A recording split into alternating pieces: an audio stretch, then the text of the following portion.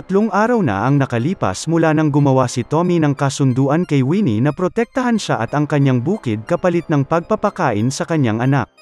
Binisita siya nito sa umaga kasama si Ver, at masayang binati siya nito.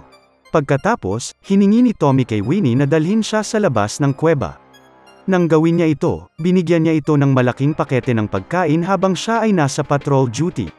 Nagpasalamat ang oso at umalis upang i-patrol ang lugar. Iniwan ang kanyang baby, na kasing laki na ni Tommy ngayon, sa kanyang pangangalaga. Ito ang kanyang araw-araw na gawain.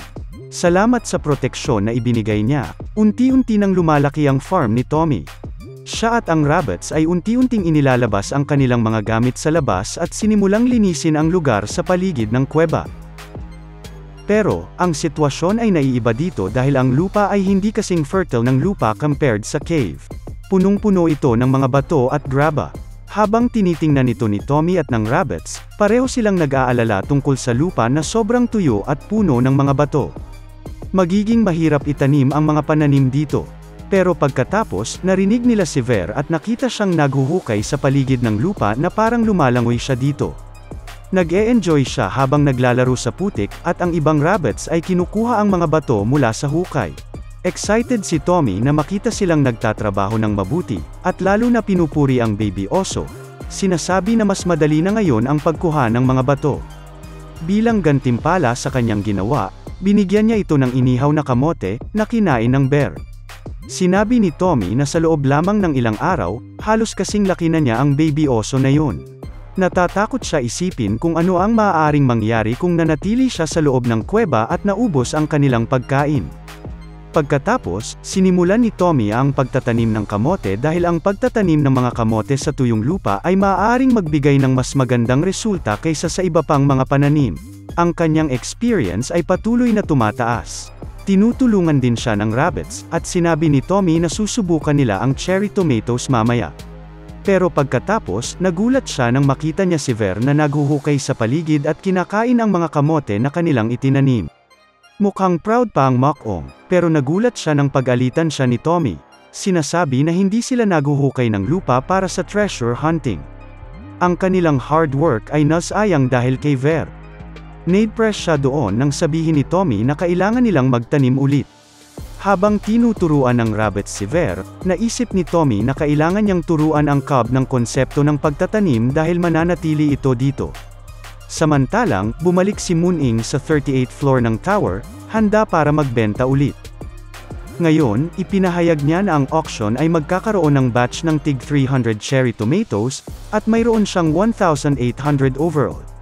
Excited ang mga hunter para sa auction, at pagkatapos nito, natuklasan ni Moon-ing na mas mababa ang kanyang makukuha kaysa sa nakaraan dahil wala yung mayaman na si Jay.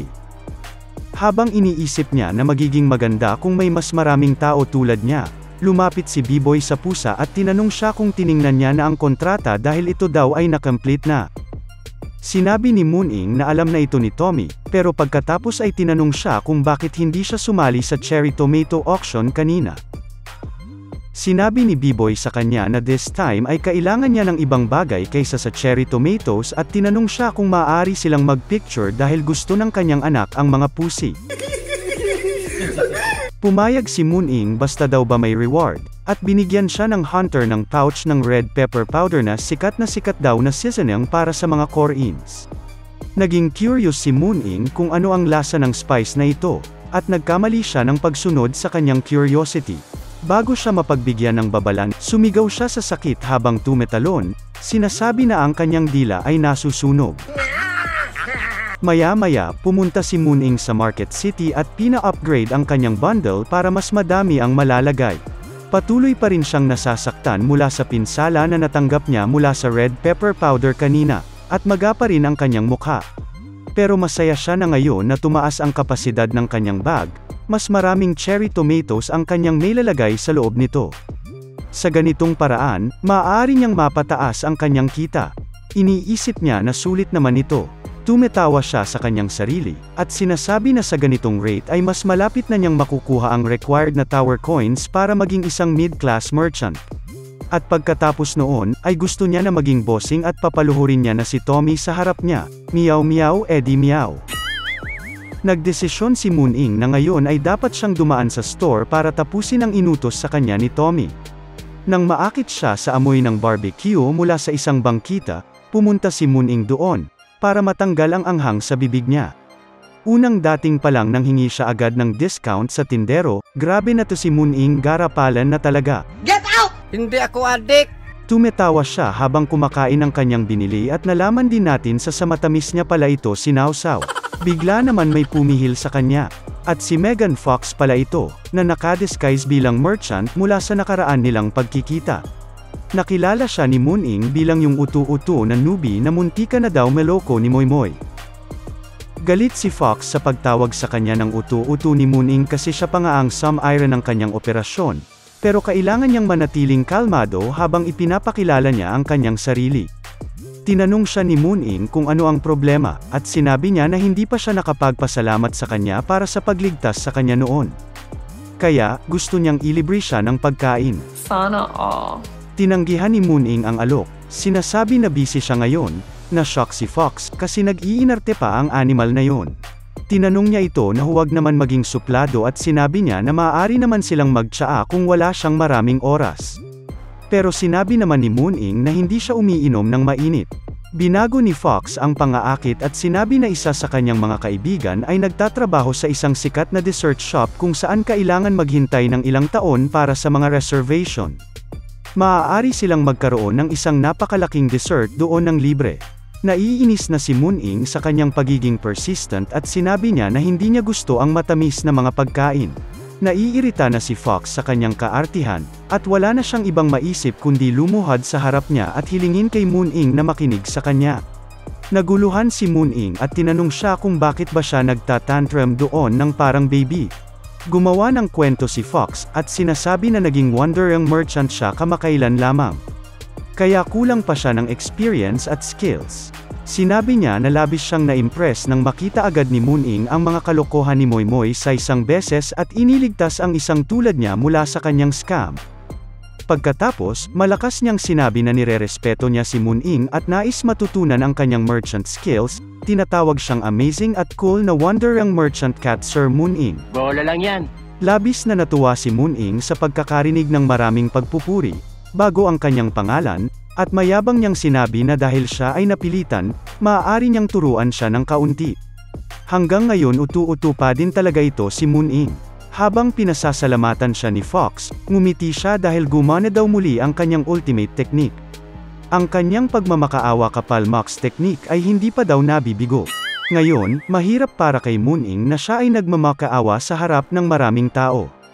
Lahat ay tumitingin sa kanila, at kinakabahan si Fox. Pagkatapos, tinanong niya si Moon-ing kung saan siya pupunta. Sinabi niya sa kanya na malapit na siyang bumili ng isang item mula sa blacksmith. Ngayon, si Fox ay na-curious. Gusto niyang makita kung anong uri ng rare or high quality na item ang bibilhin ng pusa at sinundan siya ng tahimik hanggang sa dumating siya sa isang store. Nagulat si Fox nang makita niya siyang pumasok sa isang store na may 50% discount sa lahat. Nang pumasok sila, napansin niya na ito ay medyo luma na at maraming na ding lumang gamit. Ang tindahan ay naglalaman lamang ng mga hindi pa na-appraise na items, kaya naman hindi sila mabenta. Sa madaling salita, ang tindahang ito ay isang junk shop. Nagtataka siya kung anong uri ng S-class merchant skills ang ituturo sa kanya ni Moon-ing dito.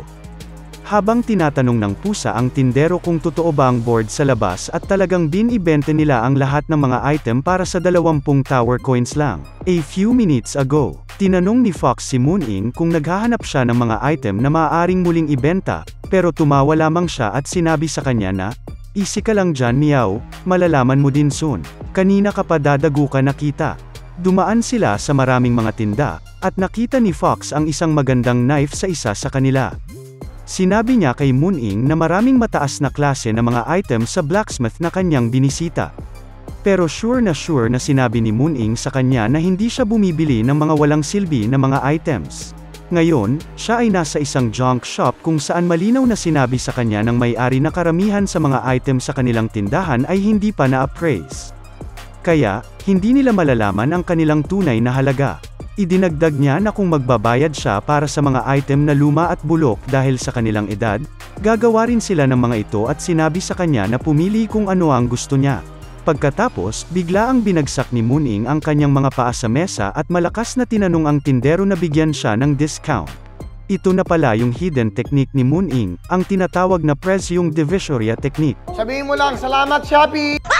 Nagulat si Fox sandali, na sinusundan ng pagka-cringe habang napagtanto niya na ang merchant skill ng kanyang tina-target ay sa pagtawad lang ng presyo. Nani? Hello, Daddy?